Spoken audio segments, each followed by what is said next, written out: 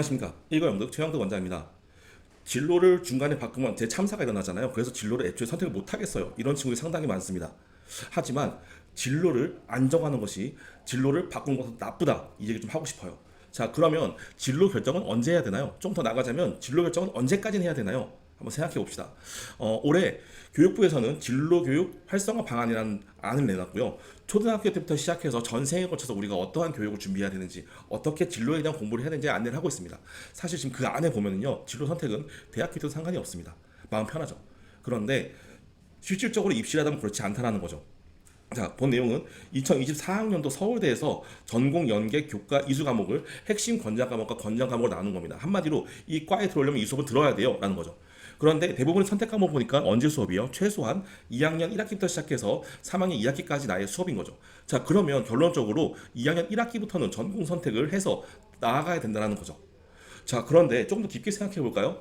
2학년 1학기 때 딱 들어가서 내가 이 수업 듣겠어요 하면 들을 수 있으니까? 그렇지 않죠.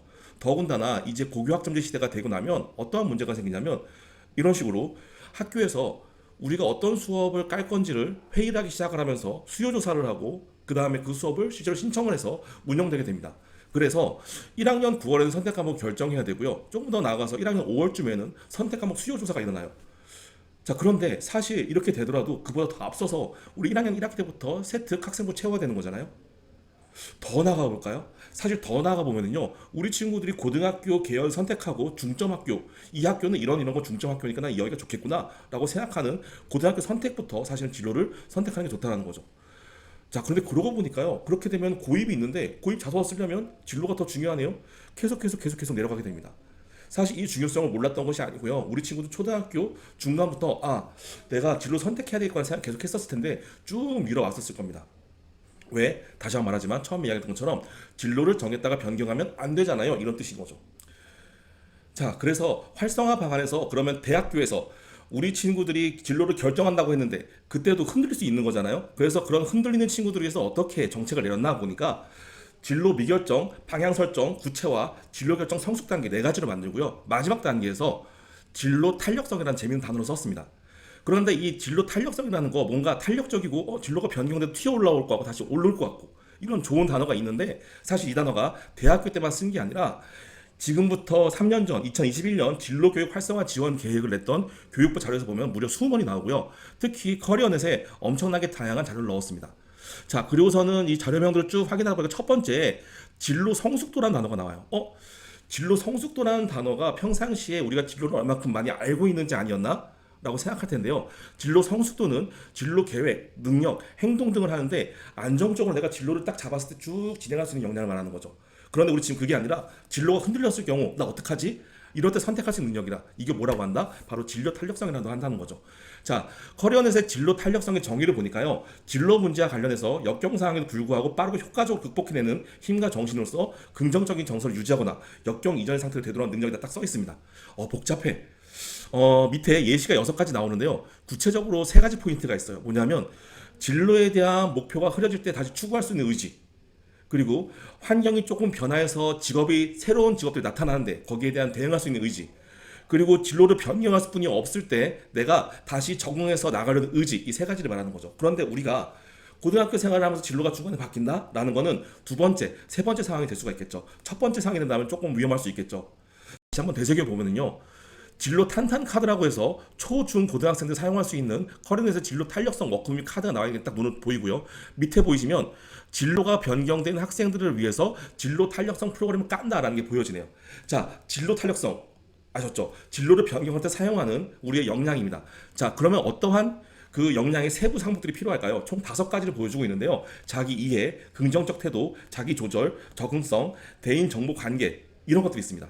자, 그러면 우리가 한번 생각을 해봐야 되겠죠. 자기의 이해를 보여주려면 어떤 모습을 보여야 되나? 자신의 적성 및 가치관을 꾸준히 보여줘야 될 거예요.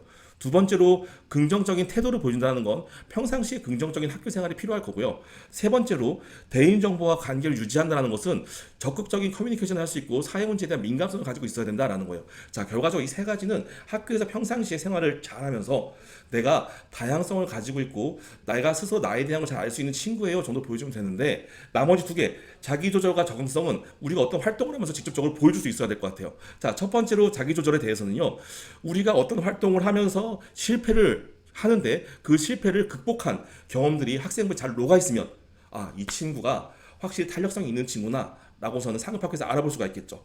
그리고 적응성에 대한 부분은 주제에 대해서 우리가 그냥 끝내는 게 아니라 분석해보고 적용해보고 나름대로 확장하다 보면, 아, 이 친구가 이 분야에만 관심 있는 게 저쪽도 관심이 있어질 수 있겠구나라는 당위성을 얻을 수가 있겠죠.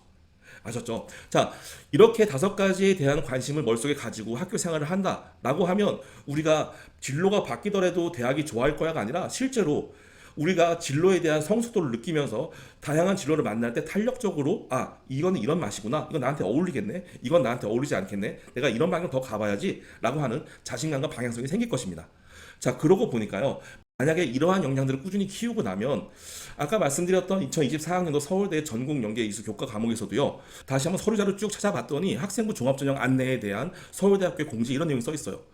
우리 저거 반영한다. 그런데 다만 서울대학교는 고교 재학생 중 학생이 진로가 변경되었음을 안다. 그럴 수 있다. 그런데 어떻게 된다? 학생이 다양한 이수 과목 선택에 나타나는 적극성과 충실성. 지금 오늘 우리가 생각하자는 거면 진로 탄력성을 가지고 있다면 우리가 그거 감안하겠다라고 쓰여져 있네요. 그러고 다시 한번 연계 교과목을 보니까요, 이런 식으로 화학, 생명과학, 식품영양학, 수의학, 약학, 의예 이런 것들 보면요, 화학, 생명과학, 미적분, 확통 등이 묵혀서 나타냈기 때문에 우리 친구가 진로를 조금 더 변경했다고 하더라도 이것을 하다가 충분히 저쪽이 좋을 수 있겠네, 이거 하다가 이것도 좋을 수 있겠는데 충분히 이런 관점을 줄 수 있다라는 거 첫 번째죠. 아까 진로 탄력성에서 이야기했을 때 내 진로가 바뀌었을 때 어떡하지? 가 학생을 보여줄 수 있다는 거죠. 그리고 두 번째로요, 첨단 융합학부가 올해 처음 생겼는데 거기에서 추천하는 권장 과목과 권장 핵심 과목을 보니까요, 미적분, 물리학 또는 화학, 확률과 통계 똑같습니다. 결과적으로 무엇이죠?